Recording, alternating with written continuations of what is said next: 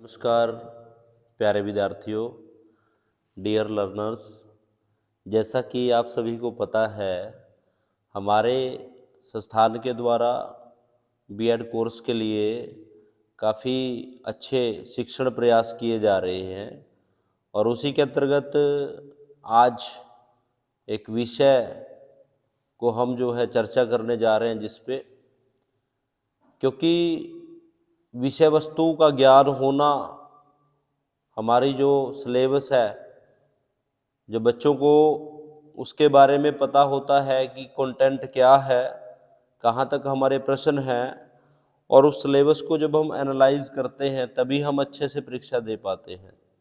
क्योंकि एक बड़ी समस्या ये आती है कि हम जो पाठ्यक्रम है, जो सिलेबस है, उसको पूरा स्टडी नहीं कर पाते, तो उस वजह से समस्याएं आती हैं।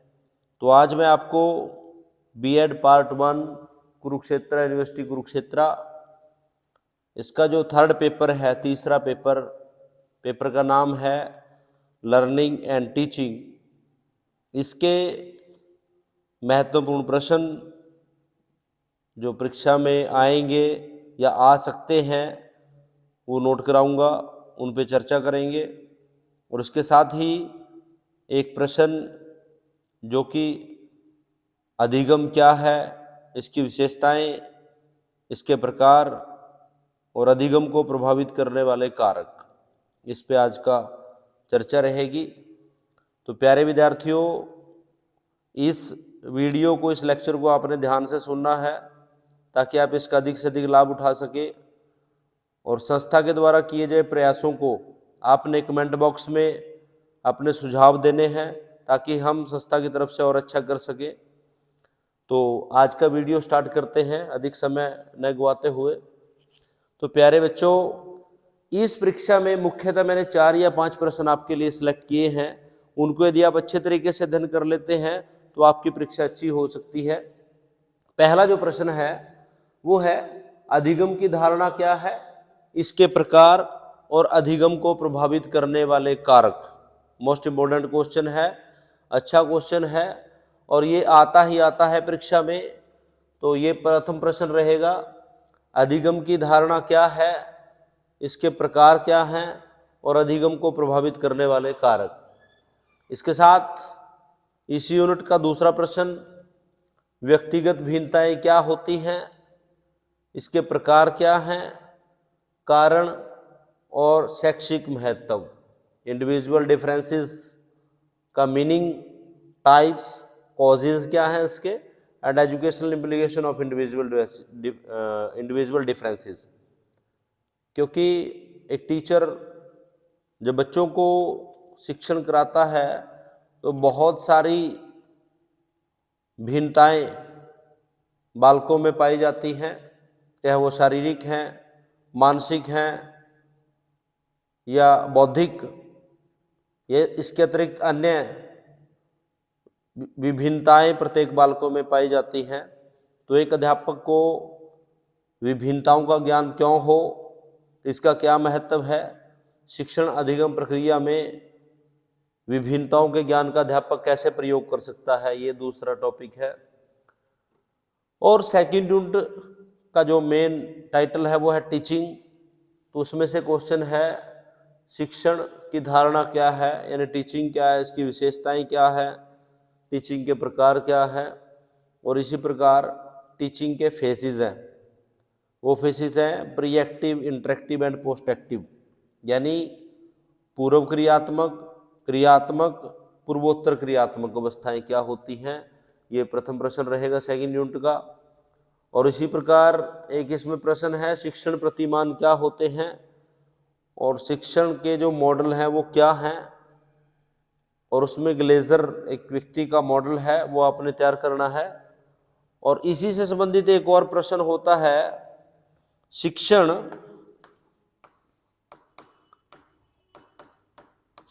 की रणनीतियां, शिक्षण की रणनीतियां क्या होती हैं, शिक्षण की रणनीतियां क्या होती हैं।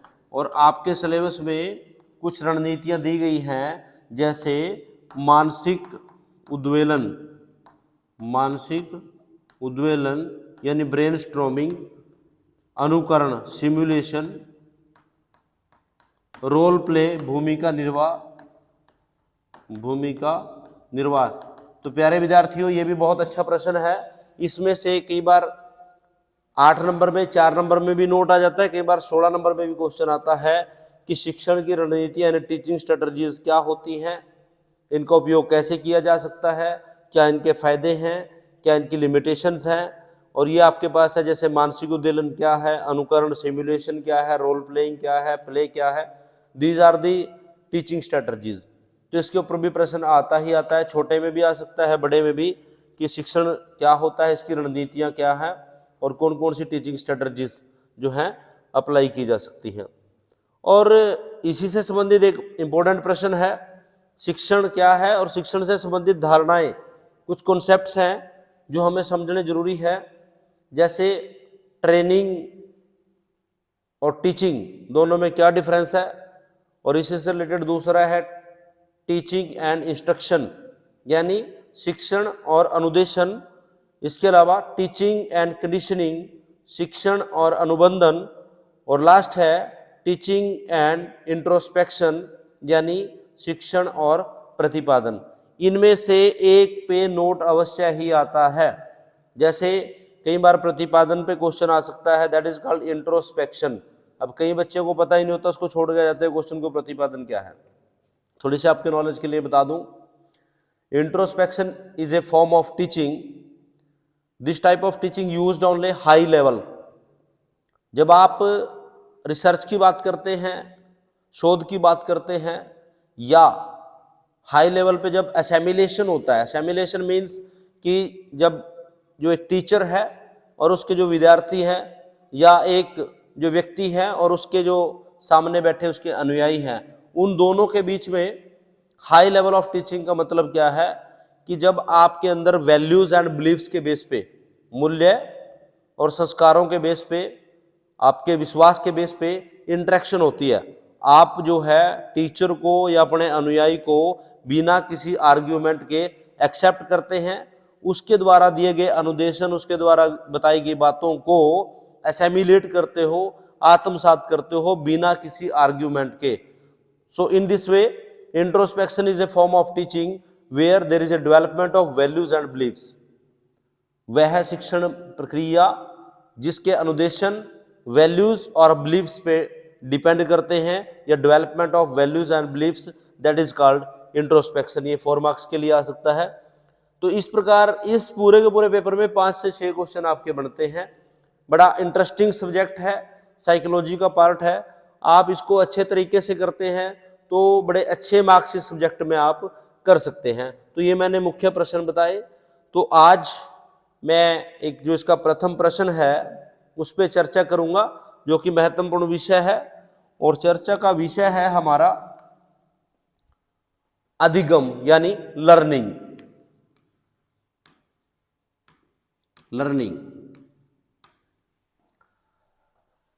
मानव की प्रकृति है सीखना। कोई भी व्यक्ति, कोई भी बालक जब उसका जन्म होता है तब से प्रारंभ करके मृत्यु तक वो कुछ ना कुछ सीखता रहता है। और सीखने की जो प्रक्रिया है ये निर्भर करती है कि आप का एनवायरनमेंट, आपकी कंडीशंस, आपकी परिस्थितियां किस प्रकार की हैं, उसी प्रकार से आपकी लर्निंग होगी। कई बार बहुत सारे व्यक्ति सेफ जोन में होते हैं, अर्थात सीखता वही व्यक्ति है जिसके पास समस्या आती है। जो अपने वातावरण के साथ संघर्ष करता है उसकी लर्निंग होती है। वातावरण के साथ संघर्ष कौन करता है? क्योंकि जो लर्निंग है it is A product of interaction with the environment, that is the most important thing. क्योंकि लर्निंग को पैदा नहीं किया जा सकता। लर्निंग तो आपके इन्वायरमेंट और आपकी नीड्स, आपके मोटिव, आपके डिजायर, इनके बीच में अंतक्रिया है। आपके एनवायरनमेंट में बहुत सारे फैक्टर्स हैं जिनको हम एस कह सकते हैं, यानी स्टिमुलस। स्टिमुलस यानी उद्दीपन। उद्दीपन, अब बहुत सारे बच्चे कहेंगे उद्दीपन क्या होता है? वातावरण का कोई भी फैक्टर, इन्वायरमेंट का कोई भी फैक्टर जो आपको कुछ क्रिया करने के लिए प्रेरित करता है, एक्शन करने के लिए प्रेरित करता है, दैट इज कॉल्ड स्टिमुलस। तो इस प्रकार वातावरण का स्टिमुलस, वातावरण का फैक्टर किस प्रकार से अफेक्ट कर रहा है आपको, वो ज्यादा इफेक्ट कर रहा है, कम इफेक्ट कर रहा है या नहीं इफेक्ट कर रहा है, तीनों कंडीशन हो सकती है। यदि वो फैक्टर ज्यादा इफेक्ट कर रहा है, इट मीन्स वो आपके मोटिव से, आपकी जो अभिप्रेरणा है उससे ज्यादा अटैच है, तो उस फैक्टर के कारण आप एक्शन ज्यादा करोगे, आप क्रिया ज्यादा करोगे, और ज्यादा क्रिया होगी, इफेक्टिव आपके एक्शन होंगे, तो आपकी लर्निंग भी इफेक्टिव होगी। यदि आपका स्टिमुलस वीक है, इन्वायरमेंट का जो फैक्टर आपको इफेक्ट कर रहा है उसकी स्ट्रेंथ कम है, उसमें शक्ति कम है, तो आपकी एक्शन भी कम होगे और आपकी लर्निंग भी कम होगी। तीसरी कंडीशन, यदि इन्वायरमेंट का फैक्टर यानी एस फैक्टर आपके ऊपर कोई इफेक्ट ही नहीं डाल रहा, तो आपकी लर्निंग भी नहीं होगी, आप कोई एक्शन नहीं करेंगे। तो इन शॉर्ट यदि मैं कहूं कि अधिगम क्या है, अधिगम जो है वह प्रक्रिया है जिसमें व्यक्ति अपने वातावरण के साथ अंतक्रिया करता है और उसके व्यवहार में परिवर्तन होता है। साधारण शब्दों में मैं कहूं, what is learning? Learning is the modification और द चेंज इन बिहेवियर। जब आपके व्यवहार में परिवर्तन होता है, अब बात यह है कि परिवर्तन किस दिशा में होता है, ये दूसरा प्रश्न है। परिवर्तन दोनों तरफ से हो सकता है, सकारात्मक भी हो सकता है और नकारात्मक भी हो सकता है। कैसे? क्योंकि जब लर्निंग होती है that is a automatic process. कई बार हम किसी को सिखाने की कोशिश करते हैं, बच्चों को बोलते हैं पढ़िए, आप ये चीज़ सीखिए, नहीं सीखते। क्यों? क्योंकि उनकी मोटिवेशन और उनका इन्वायरमेंट दोनों वीक हैं या उनको कुछ एक्शन करने के लिए प्रेरित नहीं कर रहे। आप जितने मर्जी बार उसको बोल लो, वो नहीं कर पाएंगे। यदि वही मोटिव स्ट्रांग है तो आपको कहने की जरूरत नहीं होगी, इंटरनल यदि उनकी बात है तो वो क्रिया करेंगे और सीखेंगे। तो इस प्रकार यदि मैं लर्निंग को डिफाइन करूं, अधिगम क्या है? It is a modification of behaviour. कैसे? With the help of experience, knowledge, skill, practice. जब अभ्यास के द्वारा, प्रशिक्षण के द्वारा, शिक्षण के द्वारा, अनुभव के द्वारा आपके व्यवहार में परिवर्तन आता है, उसे हम अधिगम या लर्निंग कह सकते हैं। जैसा कि व्यवहार में अनुभवों के द्वारा, अभ्यास के द्वारा, कौशलों के द्वारा जो परिवर्तन है या शोध है या मॉडिफिकेशन होती है, वो लर्निंग है। अब मैंने बताया, आप पर्सन, एक व्यक्ति और उसका वातावरण, दोनों के बीच में इंटरेक्शन होगी। जितनी इफेक्टिव इंटरेक्शन होगी उतनी इफेक्टिव लर्निंग होगी।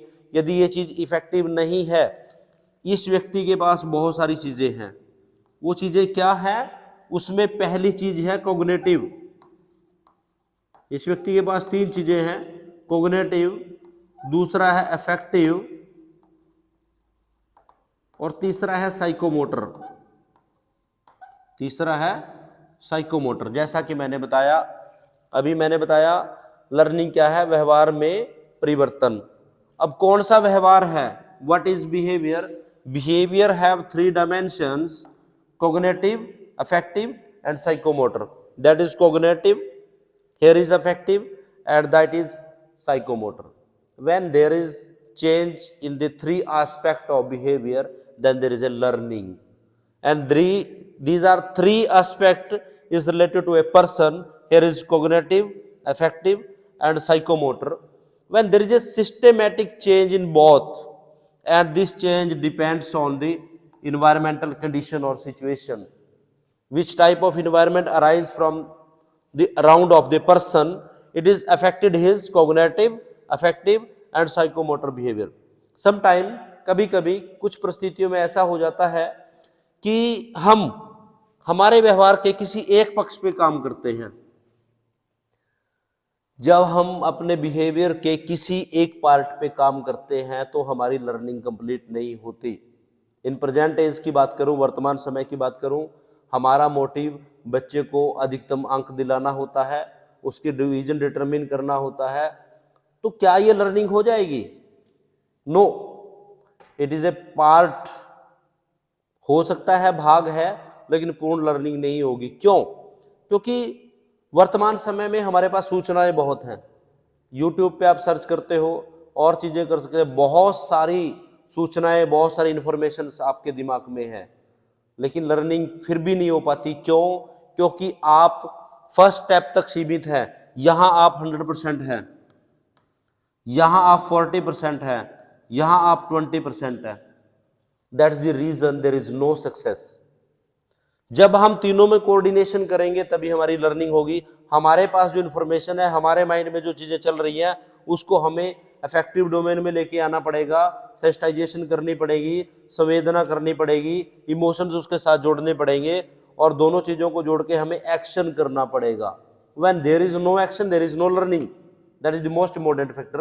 कई बार हम बैठे बैठे बहुत सारी चीजें कर लेते हैं, और ये भी देखा होगा आपने कि हम पढ़ के अच्छे नंबर ले लिए हमने, लेकिन फिर भी फ्यूचर में बहुत सारी ऐसी प्रॉब्लम्स आती हैं, we are not able to adjust with our environment.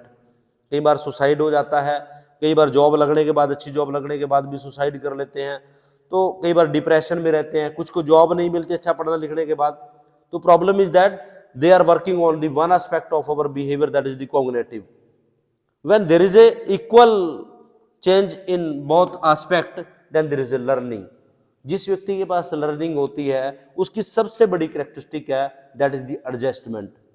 The person who is able to adjust with his environment, this person is called learning person. जो व्यक्ति परिस्थितियों के अनुसार सामंजस्य कर लेता है, एडजस्टमेंट कर सकता है, सिचुएशन के अकॉर्डिंग निर्णय ले सकता है, that person is called intelligence. कई बार मैं प्रश्न पूछता हूं कि कौन सा व्यक्ति बुद्धिमान है, या मेरा प्रश्न एक ये भी होता है कि अच्छा अध्यापक किसे कहें। तो बच्चों के प्रश्न के जो उत्तर हैं, जो रिस्पॉन्स है, वो आते हैं कि जिसके पास मास्टरी हो, जो अच्छा पढ़ा लिखा हो, जो विशेषज्ञ हो। मैंने सभी के भावनाओं को स्वीकार करता हूँ, परंतु मेरा जो उत्तर है वो यही रहता है, a good teacher, A best teacher is a that who is a best learner. जो एक अच्छा सीखने वाला है वो एक अच्छा अध्यापक है, क्योंकि सीखना प्राकृतिक गुण है, और जो सीखने वाला व्यक्ति है उसके पास ही चेंज होगा, वही एडजस्टमेंट करेगा।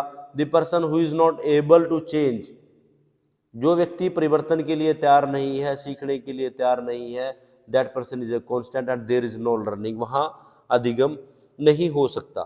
तो मैंने बताया अधिगम क्या है।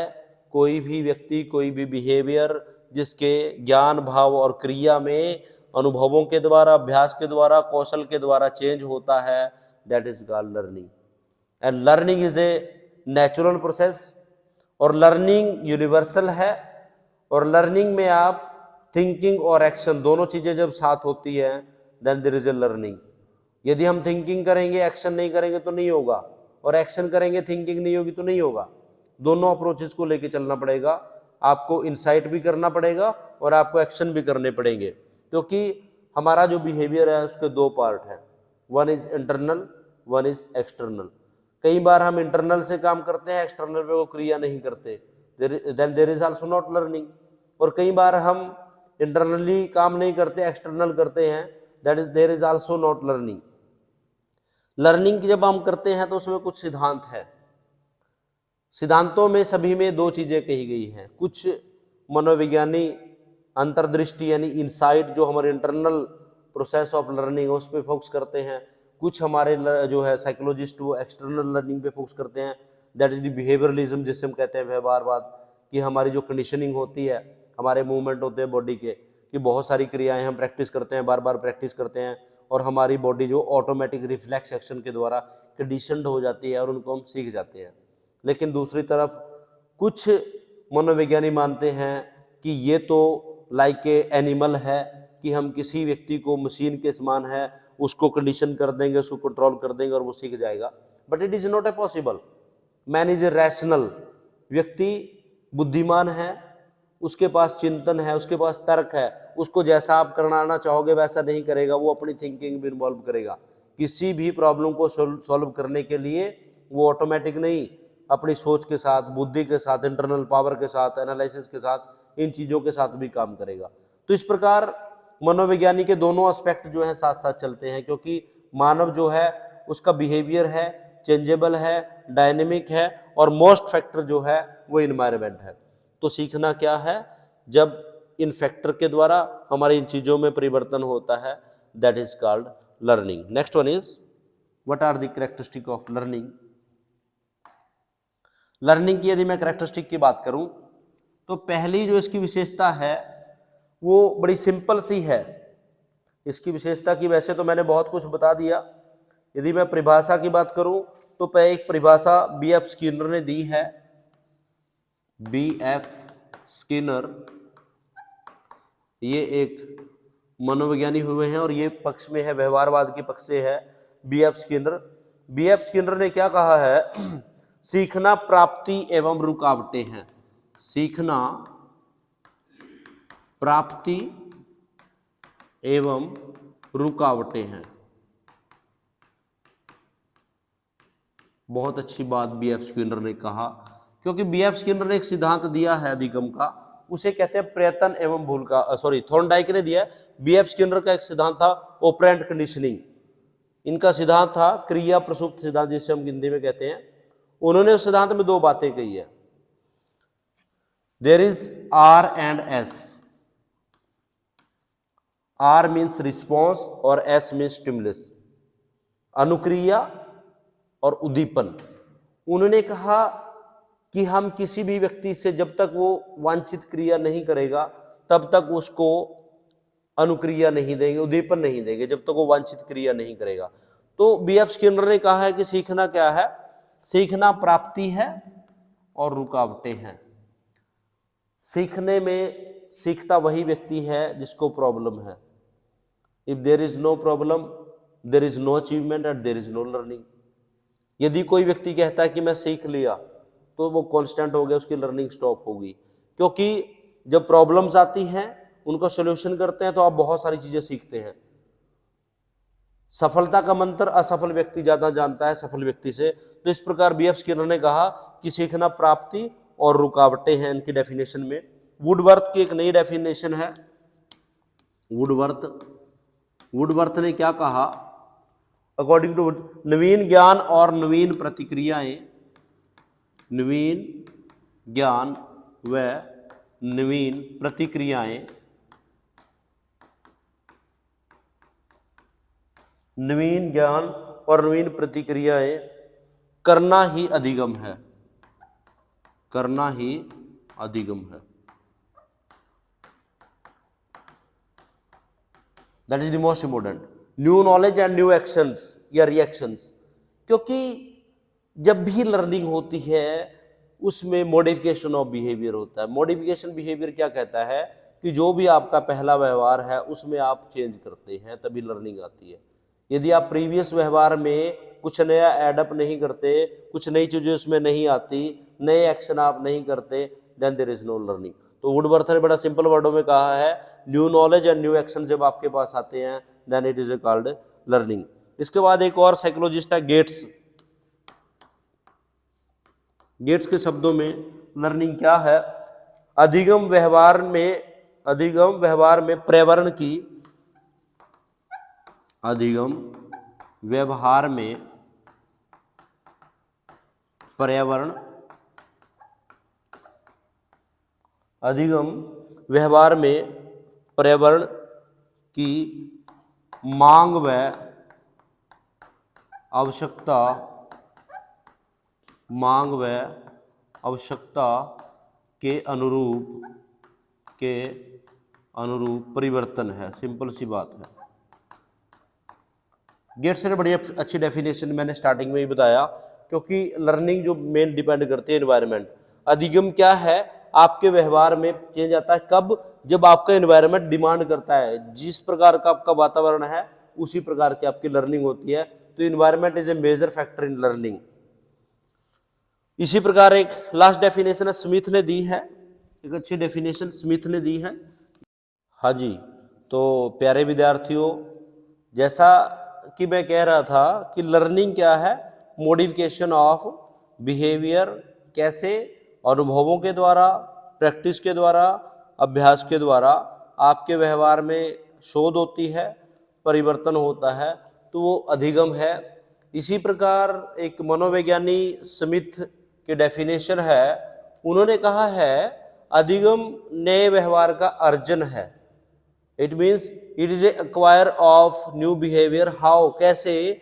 जो पुराने व्यवहार में अनुभवों के आधार पर होता है। इट मीन्स आपका जो प्रीवियस बिहेवियर है उसमें नए एक्सपीरियंस जब ऐड होते हैं और आप नए व्यवहार की ओर बढ़ते हैं या नया बिहेवियर एक्वायर होता है आपका, that is called learning. In this way, what is learning? Learning is change in behaviour, learning is change in knowledge and learning is change in direction. तो इस प्रकार व्यवहार में सकारात्मक परिवर्तन जो अनुभवों के द्वारा, कौशलों के द्वारा होता है, वो अधिगम है। अब मेन चीज आती है कैरेक्टरिस्टिक ऑफ लर्निंग, अधिगम की विशेषताएं। अधिगम की प्रकृति, नेचर की हम बात करें तो उसमें यही चीजें आएंगी, अधिगम की विशेषताएं। अब पहली जो विशेषता है, बड़ी अच्छी विशेषता है कि जन्मजात प्रवृत्ति है। ये मैं पहले बताया, जन्मजात प्रवृत्ति, टेंडेंसी, इसका क्या मतलब है? हमारा जो विषय चल रहा है अधिगम की धारणा, तो इसकी मीनिंग, डेफिनेशन, कैरेक्टरिस्टिक, टाइप्स और इसके कौन कौन से फैक्टर हैं जो अधिगम को प्रभावित करते हैं। जैसा कि मैंने बताया कि सीखना एक प्रक्रिया है और जन्मजात प्रक्रिया है, क्योंकि कोई भी जीव, कोई भी व्यक्ति जो इस वातावरण के संपर्क में आता है, इन्वायरमेंट में आता है, वो कुछ क्रिया करता है और वातावरण के प्रति रिएक्शन करता है। एक्शन रिएक्शन दोनों प्रकार की, क्रिया प्रतिक्रिया दोनों चीज़ें चलती रहती हैं। तो जैसे क्रिया प्रतिक्रिया एक्शन होते हैं तो उसी प्रकार से हमारा बिहेवियर चेंज होता है और जो बिहेवियर चेंज होता है वही अधिगम है।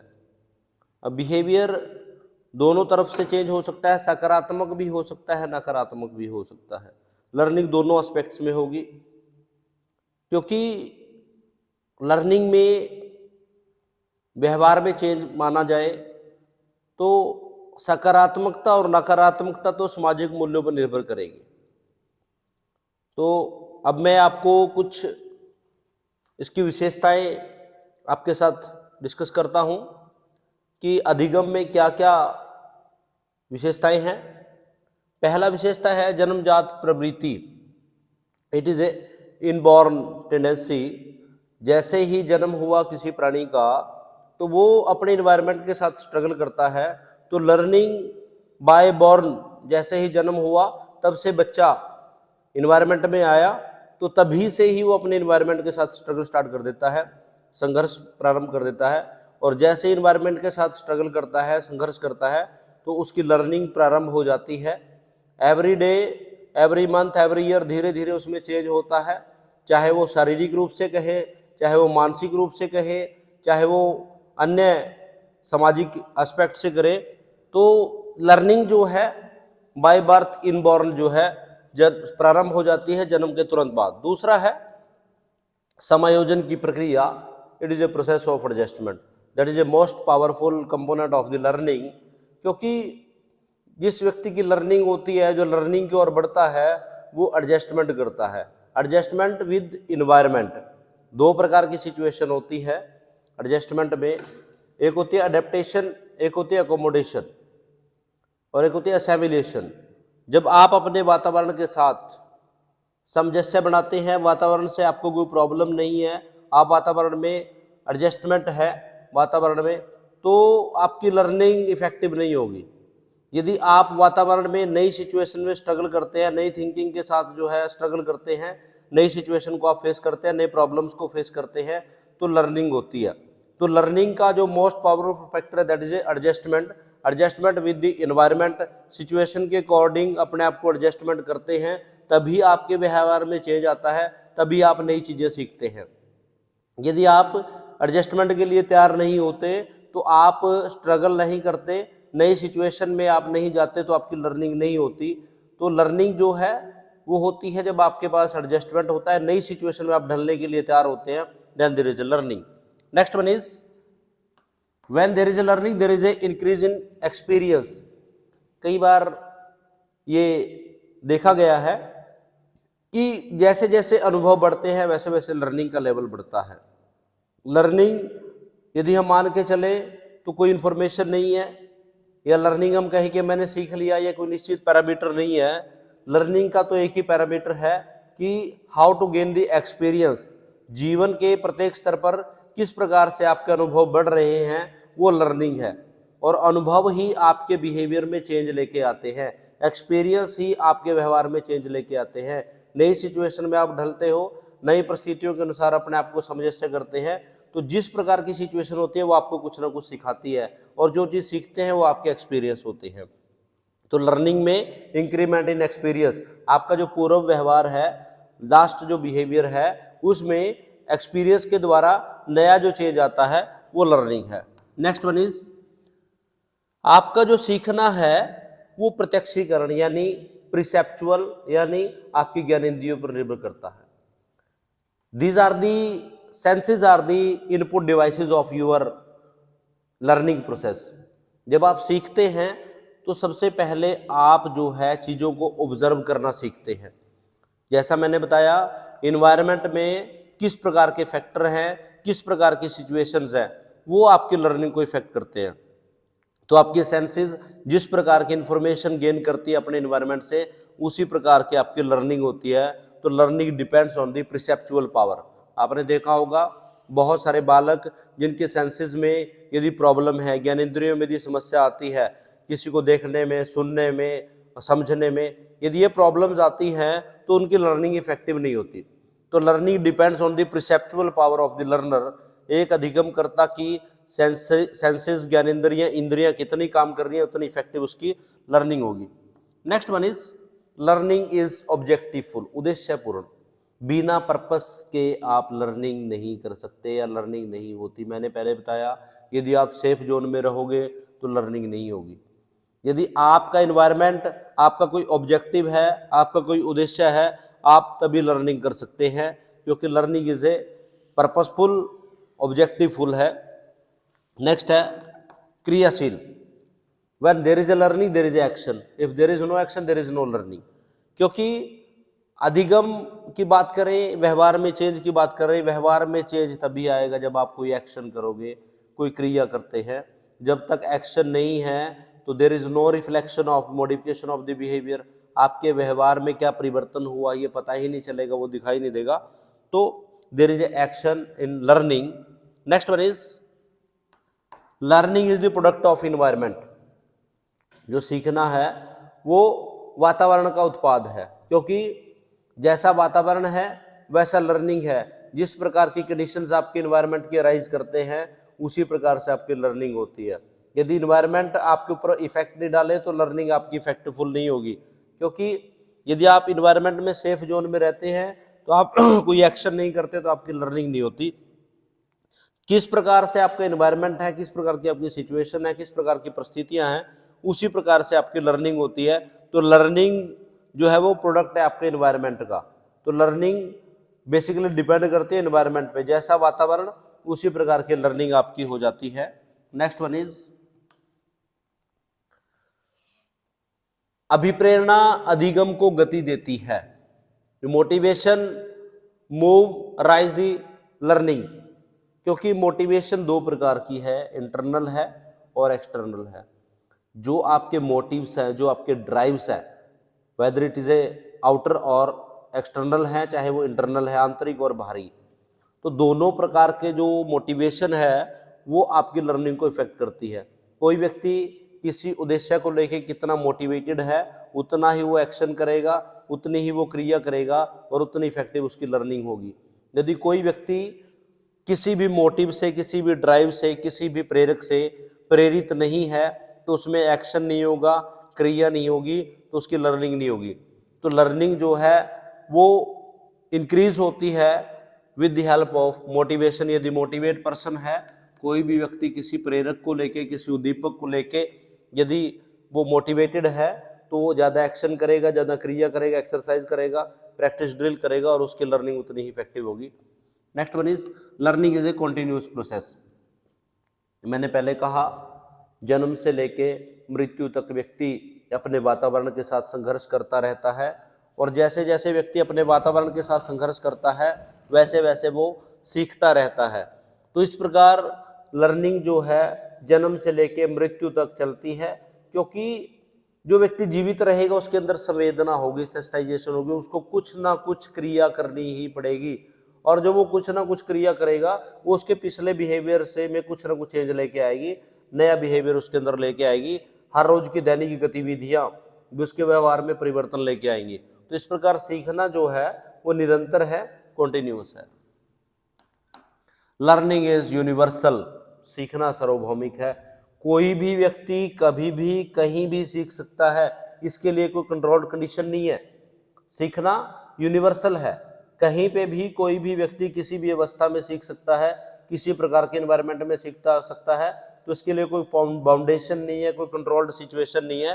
Then learning is a universal, हर जगह, हर सिचुएशन में, हर देश में हर प्रकार का व्यक्ति जो है वो सीखता है। So learning is a universal.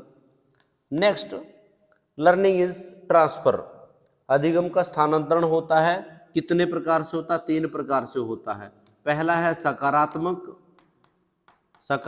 Transfer, दूसरा है नकारात्मक नेगेटिव और तीसरा है शून्य।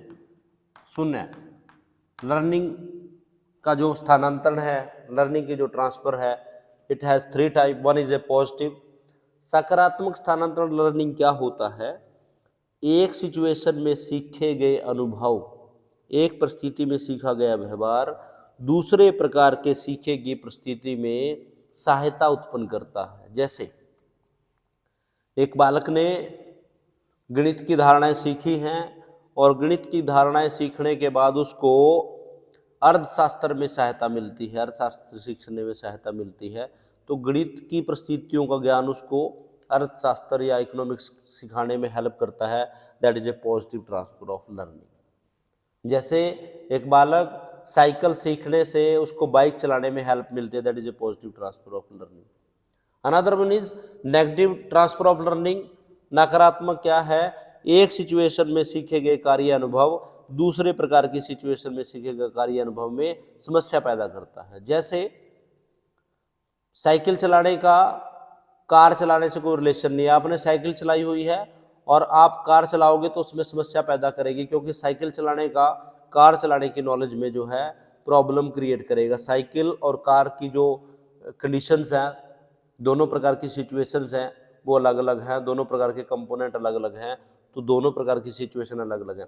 पहली सिचुएशन दूसरी सिचुएशन में दी प्रॉब्लम क्रिएट करती है, that is the negative transfer of learning. And third one is zero transfer of learning, when there is no correlation between the two situation, first situation and second situation. आपने bike सीखी है या cycle सीखी है और उसके base पे आप जहाज चलाना सीखो तो कोई रिलेशन ही नहीं है जहाज का और उसका कोई पैटर्न ही नहीं है। आप जो है हिंदी भाषा सीख रहे हो और उससे गणित सीखना चाहें तो कोरिलेशन ही नहीं है। तो in this way when there is no correlation between two situation, one situation and another situation, previous आपके अनुभव, पास्ट एक्सपीरियंस जो है वो नए सिचुएशन में कोई काम नहीं आते, that is the zero transfer of learning. Another one is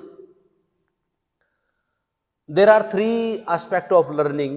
व्यवहार के 3 पक्ष हमारे अधिगम में आते हैं, that is cognitive, affective, psychomotor. मैंने पहले बताया जब आपके ज्ञान, भाव और क्रिया तीनों में परिवर्तन होता है तब हमारे पास लर्निंग आती है। कई बार हम अपने दिमाग में ज्ञानात्मक स्तर पर बहुत चीज़ें इन्फॉर्मेशन संजो कर रखते हैं, बहुत सारी धारणाएं हमारे पास होती हैं, but there is a problem, we are not apply this information or these tools in our their day-to-day life, that's why there is no learning. Learning is a product when there is an output of your behavior, that is learning. In this way, learning is the change of three aspects of behavior. One is a cognitive, affective and psychomotor. Another one, learning is a process, not a product. That is a most important characteristic of learning. It is a process. And what is process? Process means it is a way, not the end.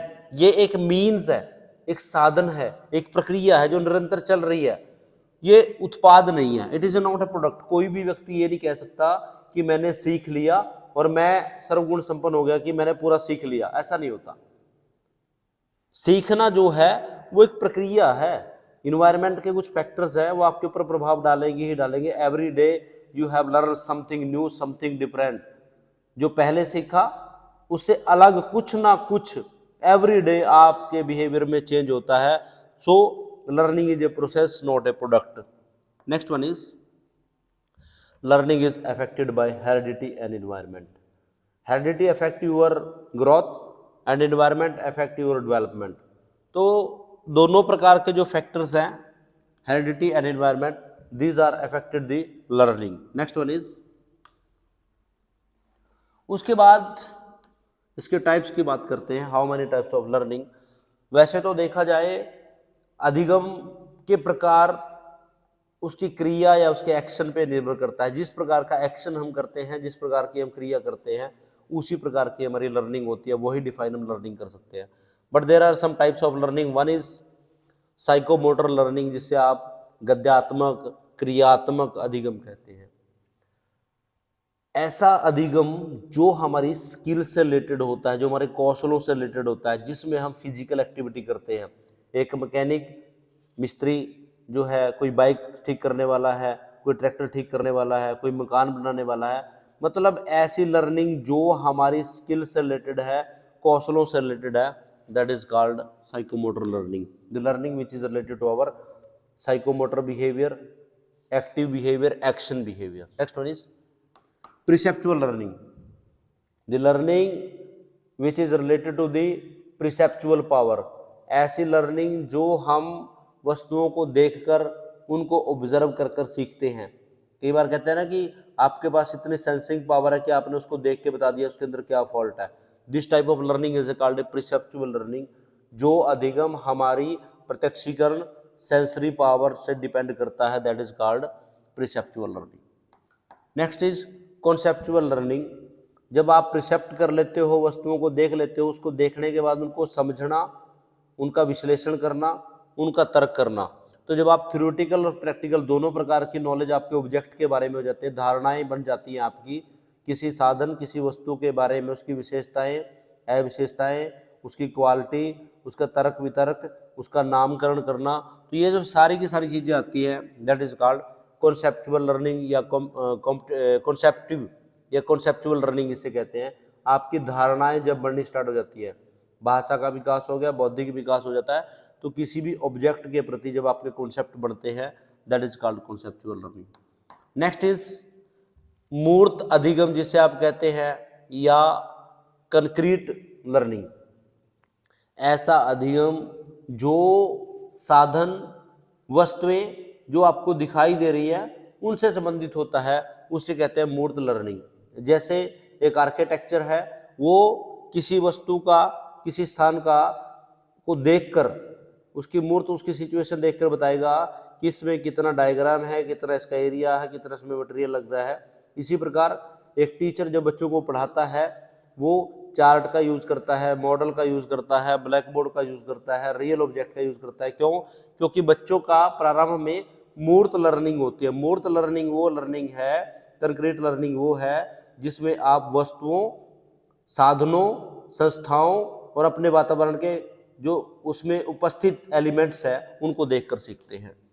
Next one is अमूर्त learning, that is called abstract learning. Concrete और abstract.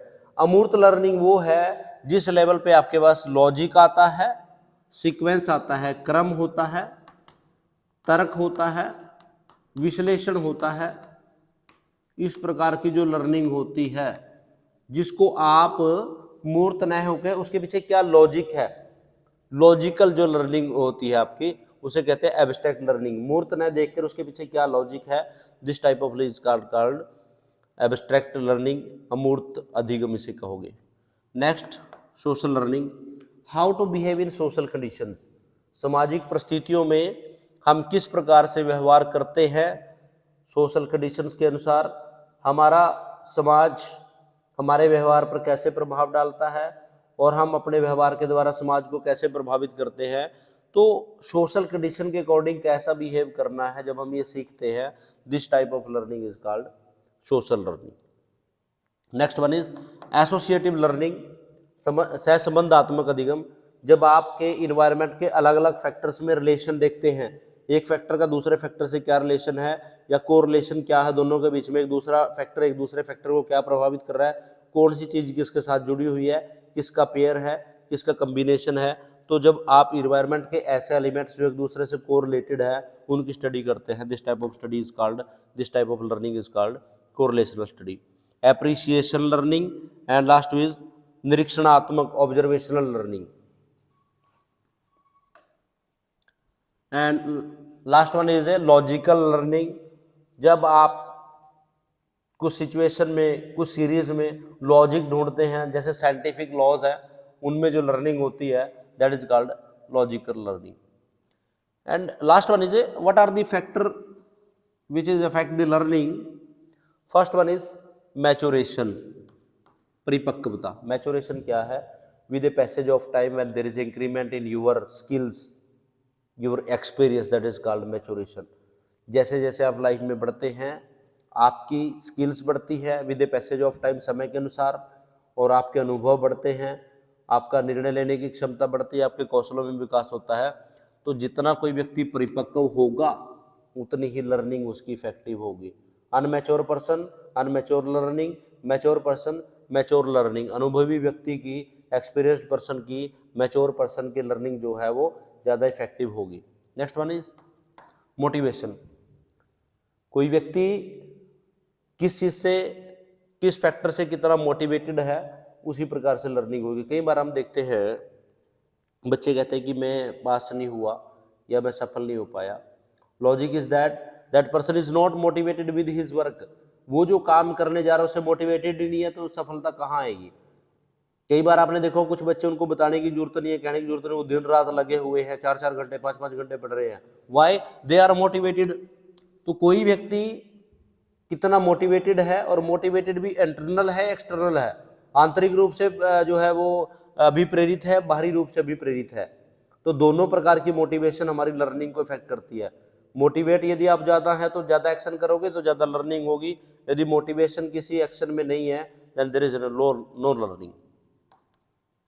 पूर्व अधिगम स्तर, आपका previous level of learning किस प्रकार का है, पहले जो है आप किस लेवल तक है, वो लेवल भी आपकी आगाने वाली लर्निंग को इफेक्ट करता है। यदि आपकी प्रीवियस लर्निंग अच्छी है, पास्ट एक्सपीरियंस जो है प्रेजेंट एक्सपीरियंस के साथ कोरिलेशन कर रहे हैं तो आपकी लर्निंग अच्छी होगी। यदि पास्ट एक्सपीरियंस और प्रेजेंट एक्सपीरियंस में there is no correlation, there is no effective learning. Next one is intellectual power, बौद्धिक क्षमता। इसको हम एक वर्ड यूज होता है दैट इज कॉल्ड IQ, बुद्धि लाभदी जिसे हम कहते हैं। नॉर्मल IQ इज लेवल 90 से 110। तो कुछ ऐसे एक्शंस है, कई बार हम कहते हैं कि कुछ बच्चे बहुत ज़्यादा प्रैक्टिस करते हैं फिर भी वो सफल नहीं होते, क्योंकि एक कंडीशन है, आप अपने IQ लेवल से ज़्यादा प्रयास नहीं कर सकते या उससे ज़्यादा आपको सफलता नहीं मिल सकती। कुछ हद तक अभ्यास के द्वारा, प्रैक्टिस के द्वारा आप उन चीज़ों को कर सकते हैं, लेकिन आपका जो सीखना है वो आपके IQ लेवल पर, आपकी इंटेलेक्चुअल एबिलिटीज पर डिपेंड करता है। यदि आपका IQ लेवल अच्छा है तो आपकी लर्निंग ज़्यादा इफेक्टिव होगी, IQ लेवल लो है तो आपकी लर्निंग भी इतनी ज़्यादा इफेक्ट नहीं होगी। तो it is depends on your IQ level और intellectual abilities. Next one is attention, आप किसी एक्शन को, किसी काम को करने में कितना ध्यान लगा रहे हैं, कितनी एकाग्रता आपके पास है, कितना आप उसको सीरियस होके कहते हैं जिससे वो काम कर रहे हैं, तो उतनी ही ज़्यादा आपकी लर्निंग होगी। यदि आपकी अटेंशन नहीं है, कई बार आप देखते होंगे बच्चे को आपने बुक पढ़ने के लिए दे दी, लेकिन बच्चा का बुक में ध्यान नहीं है, जैसे आप इधर उधर उसने बुक रख दी और या फिर बुक रखी आगे खोल भी रखी है तो उसको नींद आ जाएगी, या उसमें कॉन्सेप्ट नहीं देख रहा या उदाहरण है, क्योंकि उसकी अटेंशन नहीं है। तो यदि अटेंशन अच्छी है तो लर्निंग अच्छी होगी, अटेंशन अच्छी है ना तो लर्निंग भी अच्छी नहीं हो सकती। Interest same is here. आपको किसी एक्शन में, किसी काम में, पढ़ाई में, एक्शन में, काम करने में यदि आपकी इंटरेस्ट है तो आप उस काम को सीख जाओगे, जल्दी सीख जाओगे। यदि आपका इंटरेस्ट नहीं है, आप जबरदस्ती से उस काम को कर रहे हैं, तो वहां पे आपकी अचीवमेंट नहीं आएगी, आपकी लर्निंग नहीं हो सकती। And next one is most important factor, that is a practice and drill. करत करत अभ्यास के जड़मती होत सुजान, रसरियावत जात के सर पर पड़त निशान। अर्थात आप किसी भी वर्क को करने के लिए जितनी ज्यादा प्रैक्टिस और ड्रिल करते हैं उतने ही ज्यादा आपके बिहेवियर की कंडीशनिंग हो जाती है। कंडीशनिंग मीन्स आप ऑटोमेटिक उन चीजों में ढल जाते हैं। बार बार प्रयास करोगे, बार बार प्रयास करोगे तो आपके बॉडी के अंदर ऑटोमेटिक वे से वो चीजें आ जाती हैं, चाहे वो इंटरनल है चाहे वो एक्सटर्नल है। तो प्रैक्टिस एंड ड्रिल जो है, अभ्यास जो है, आपकी लर्निंग को अफेक्ट करेगा। नेक्स्ट इज मानसिक स्वास्थ्य, that is called mental health. जो व्यक्ति मानसिक रूप से परेशान होते हैं, तनाव में है, मानसिक द्वंद्व है, तो उनकी लर्निंग अच्छी नहीं होती। जो मानसिक रूप से स्वस्थ है, हेल्दी है मेंटली, उसका जो है मानसिक रूप से वो संतुष्ट है, इमोशनल संवेग अच्छे हैं, संवेगात्मक बुद्धि अच्छी है, तो जिस व्यक्ति का मानसिक स्वास्थ्य अच्छा है उसकी धारणाएं अच्छी होंगी और उसकी लर्निंग अच्छी होगी। जो व्यक्ति मानसिक रूप से परेशान है, तनावग्रस्त है, मानसिक द्वंद्व से प्रभावित है, तो उसी प्रकार उस व्यक्ति की लर्निंग भी प्रभावित होगी, उसके सीखना जो है प्रभावित होगा, इफेक्टिव नहीं होगा। In the same way there is environment, that is the most powerful factor of learning. जिस प्रकार का सिचुएशन होती है, जैसा वातावरण होता है, वो आपको सिखाता है। आपका वातावरण अच्छा है, इन्वायरमेंट अच्छा है, आपको कुछ काम करने के लिए प्रेरित कर रहा है तो आप सीखते हो। इन्वायरमेंट आपका आपसे डिमांड ही नहीं करता कुछ काम करने के लिए तो आपको नहीं होता। तो learning depends on the environment, which type of environment, positive है, सकारात्मक है तो लर्निंग सकारात्मक, नेगेटिव है या आप कुछ काम करने के लिए प्रेरित नहीं है, इन्वायरमेंट का कोई फैक्टर आपके प्रभाव नहीं डाल रहा, then there is no learning. Next one is आकांक्षा का स्तर, लेवल ऑफ एस्पिरेशंस। वही फिर से आ गया कि आप किसी काम को करने के लिए कितने उत्साहित है। कई बार हमारे अंदर एक जिज्ञासा होती है, उत्साह होता है, तो जितना ज़्यादा उत्साह होता है उतने ज़्यादा हम काम करते हैं, बड़े लगन के साथ उस काम को करते हैं। तो जितने लगन के साथ काम करते हैं उतने ही अच्छे प्रकार से हमारे पास जो है लर्निंग आती है। आकांक्षा, कई बार आपने देखा होगा कुछ प्रयास हम करते हैं लेकिन अधूरे मन से करते हैं। तो जिस काम को अधूरे मन से करते हैं, करेंगे, क्रिया भी करेंगे, लेकिन हमारे पास अचीवमेंट 100% नहीं आएगी, क्योंकि हमारा एस्पिरेशंस लेवल जो है, आकांक्षा का जो स्तर है, उत्साह का जो स्तर है वो निम्न है, तो हमारी लर्निंग भी निम्न होगी। दृष्टिकोण, एटीट्यूड, आपका नजरिया किस प्रकार का है किसी काम को करने के लिए। सकारात्मक है तो सफलता आएगी, लर्निंग होगी, नकारात्मक है तो नहीं होगी। एप्टीट्यूड, आपको किसी काम करने के कुछ एलिमेंट्स हैं, क्या आपके अंदर वो गुण हैं आपको किसी काम करने के लिए। यदि आपको किसी वर्क से रिलेटेड, किसी एक्शन से रिलेटेड वो गुण है जिस काम को आप कर रहे हैं, तो आपकी लर्निंग इफेक्टिव होगी, आप उस काम को सीख पाओगे। लेकिन आपके अंदर वो गुण नहीं है, आपकी प्रवृत्ति नहीं है, वो टेंडेंसी आपके पास नहीं है वर्क करने की, तो आपकी लर्निंग इफेक्टिव नहीं होगी। Next one is guidance and counselling. यदि इफेक्टिव आपकी गाइडेंस एंड काउंसलिंग है तो लर्निंग अच्छी होगी। मार्गदर्शन आपको नहीं मिल रहा, आप डिप्रेस्ड हो जाते हैं, बीच में उन फैक्टर्स को जो है आपको कोई मार्गदर्शन नहीं करता, गाइडेंस नहीं करता, काउंसलिंग आपकी नहीं होती, तो शायद आपकी लर्निंग इफेक्ट होती है। And last one is emotional intelligence. यदि आपकी संवेगात्मक बुद्धि अच्छी है, आप सही समय पे संवेगों को नियंत्रण करना सीखते हैं, किस इन्वायरमेंट में कैसा बिहेव करना है, तो वो भी आपकी लर्निंग को इफेक्ट करेगा। तो इस प्रकार प्यारे विद्यार्थियों, आज एक महत्वपूर्ण विषय और प्रश्न मैंने आपके साथ डिस्कस किया। इसमें हमने बात की कि अधिगम क्या है, अधिगम की परिभाषाएं, अधिगम की विशेषताएं, अधिगम के प्रकार और अधिगम को प्रभावित करने वाले कारक। तो आशा करता हूं कि इन विचारों से आपको अधिक लाभ होगा और ये प्रश्न आपकी परीक्षा में आए तो आप अच्छे से इसको अटेम्प्ट कर पाओगे। धन्यवाद प्यारे विद्यार्थियों, धन्यवाद।